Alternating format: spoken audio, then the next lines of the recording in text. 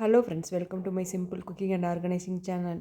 இன்றைக்கி வந்து பார்த்திங்கன்னா சண்டே சமையல் தாங்க பார்க்க போகிறோம். சண்டே சமையல் வந்து பார்த்திங்கன்னா மீன் குழம்பு, மீன் வறுவல். இது வந்து பார்த்திங்கன்னா மீன் முட்டையோட பொரியல் தாங்க செஞ்சிட்ருக்கேன்.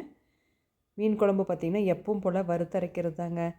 மட்டனுக்கு எப்படி செய்வோமோ அதில் வந்து பட்டை, கிராம்பு, சோம்பு, கசகசா இல்லாமல் சேர்த்துக்குவோம், அவ்வளோதான்.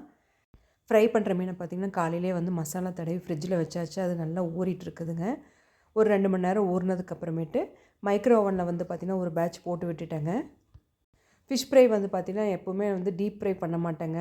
இந்த மாதிரி ஷாலோ ஃப்ரை தான். தோசைக்கல்ல போட்டு அளவாக 1 ஸ்பூன் எண்ணெய் விட்டு அந்த மாதிரி தான் பண்ணுவேன். மீன் குழம்பு பார்த்திங்கன்னா சூப்பராக எண்ணெய் பிரிஞ்சு வந்துருந்ததுங்க. டேஸ்ட் நல்லா இருந்தது. ரைஸ் வச்சாச்சுங்க. மீன் வந்து தான் பொரிக்கிற வேலை இருக்குதுங்க. இதையுமே வந்து கையோடு முடிச்சிட்டோம் அப்படின்னா லஞ்ச் சாப்பிட வேண்டியதான். எப்போவுமே வந்து மீன் குழம்பு செய்யும்போது எனக்கு ரைஸ் வந்து நல்லா கொதிக்க இருக்கணுங்க. அப்போ தான் நல்லா சூடாக நல்லா டேஸ்ட்டாக இருக்கும்.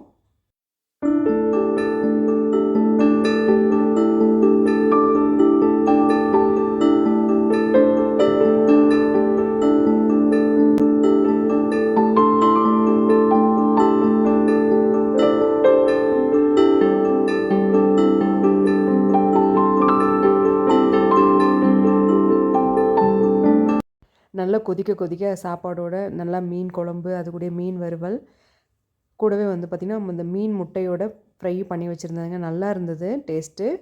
அது அந்த மீன் முட்டையோட வறுவல் வந்து பார்த்திங்கன்னா நல்லா சுட சாப்பிடணுங்க. ஆறிச்சு அப்படின்னா கொஞ்சம் ட்ரை ஆன மாதிரி இருக்கும். இது தாங்க இந்த சண்டேவோட லஞ்ச் மெனு.